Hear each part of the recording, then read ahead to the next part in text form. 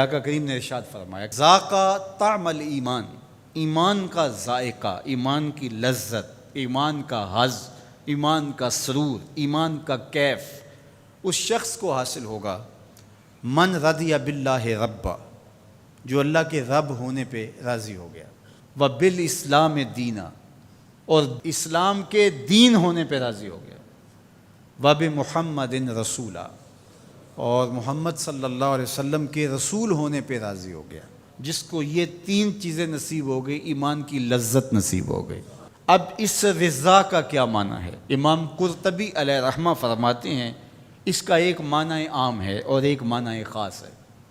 معنی عام یہ ہے کہ اللہ کے رب ہونے پہ راضی ہونے کا مطلب اس کو رب مان لینا ہے۔ اسی طرح اس کو کہا جائے تیرا کس دین سے تعلق ہے، تو وہ اسلام کو ہی اپنا دین مانتا ہے۔ اور جب اس کو کہا جائے کہ تیرا رسول کون ہے، تو اس کے لبوں پہ بغیر کسی تعمل کے، بغیر کسی تردد پہ نام حضور کا ہی آئے۔ تو یہ ہے اس کا معنی عام۔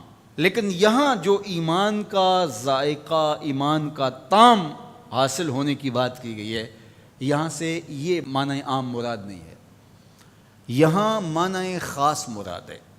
اور وہ کیا ہے؟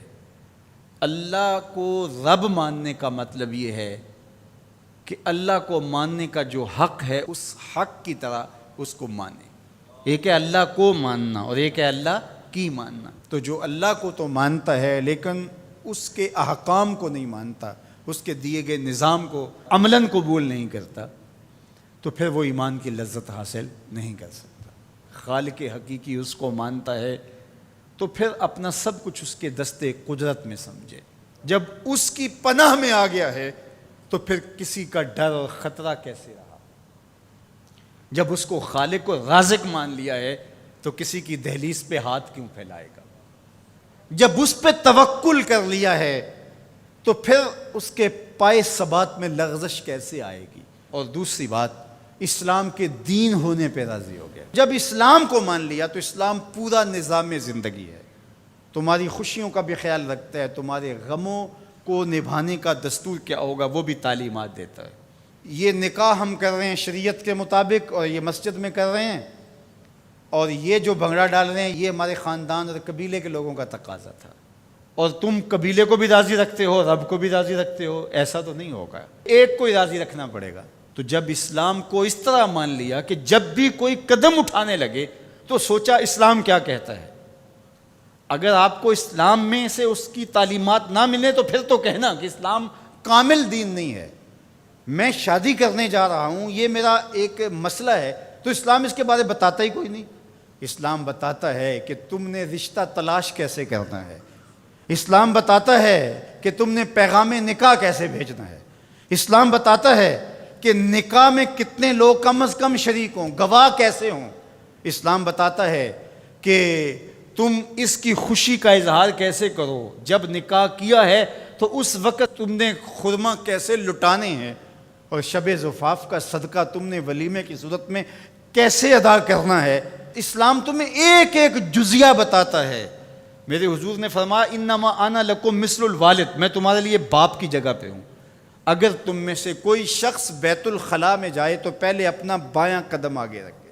جس طرح باپ چھوٹی چھوٹی چیزیں اپنی اولاد کو بتاتا ہے، تو فرمایا تم واش روم میں جاؤ، بیت الخلاء میں جاؤ تو پہلے بایاں قدم آگے رکھو۔ کیوں؟ انما انا لکم مثل الوالد، میں تمہارے لیے باپ کی جگہ پہ ہوں۔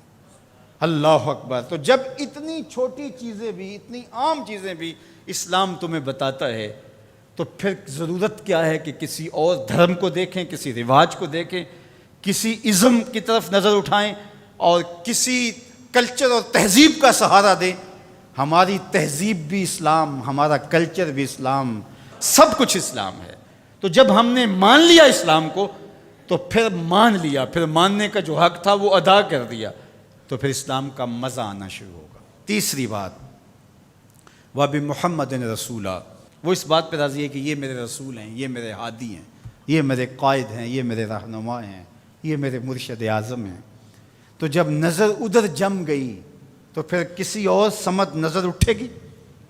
جب انہیں مان لیا، وہی ہادی اور رہنما ہیں، وہی مقصود ہیں، وہ محبت کا مرکز ہیں، وہ عقیدتوں کا محور ہیں، ہر درد میں ہمارا دارو ہیں، علاج ہیں، چارہ ہیں، ہر مرض کی شفا ہیں، تو پھر کسی اور سمت نظر کیوں اٹھا کے دیکھیں گے؟